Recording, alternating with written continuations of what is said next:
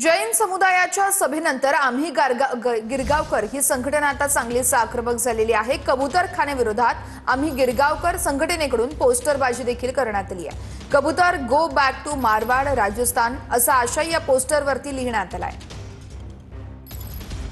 गौरव सागवेकर आपल्या सोबत आहेत, आपण त्यांच्याशी बातचीत करणार आहोत।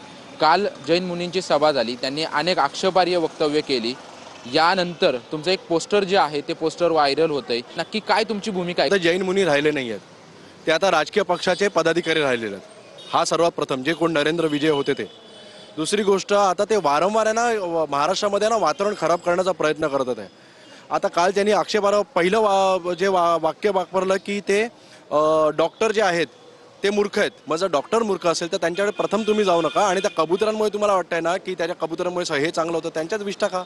दुसरी गोष्ट, त्यांनी सांगितली की आम्ही राजकीय पक्ष ओपन करतोय, जनकल्याण करा ना, सगळ्यांना लोकशाही करू शकतात, काय हरकत नाही। तुमची कोणत्याही प्रकारे महाराष्ट्राला गरज नाही आहे, इकडनं सरळ निघून जा। म्हणून आपल्या मुलाने जे ते गो बॅक टू राजस्थानचा हा विषय, कारण ते मूळचे तिकडचे आहेत, तर तुम्ही इकडनं तिकडे तुमच्या राज्यात निघून जा, तिकडे टॅक्सेस भरा, तिकडे मोठे व्हा, तिकडे कबुतरांचं जे काय करायचं करा।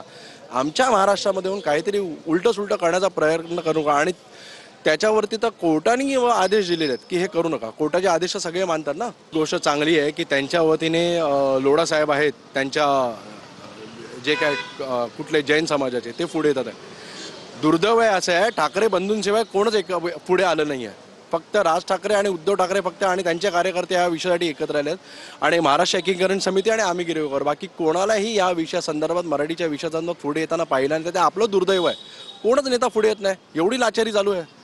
म्हणजे काय की त्या पक्षाच्या त्या इतर लोकांना काय हे जैन लोकांचं काय फंडिंग मिळतं काय मिळतं का? शांतता प्रिय नाही, त्या लोकांनी ऑलरेडी सांगितलं आम्ही हत्यार उचलू, संरक्षणाचे हत्यार होतं। जेव्हा ही गोष्ट आम्ही सामान्य जनता आणि आम्ही मराठी माणसं उठलो की आमच्या जेव्हा मराठीवरती येईल तेव्हा आम्ही ह्याला करेला कार्य उत्तर देऊ। जे बाळासाहेबांनी सांगितलं होतं त्यांची शिकवण आहे, आम्ही त्यांना फॉलो करणारे मराठी लोक आहेत। आता ते राजकीय पक्षातले लोक राहिले तर त्यांना काउंटर आम्ही राजकीय पक्षाच्या हिशोबाने लोकशाहीच्या मार्गाने आम्ही करणार। कॅमेरामॅन रोहन पवारसह निवृत्ती बाबर, TV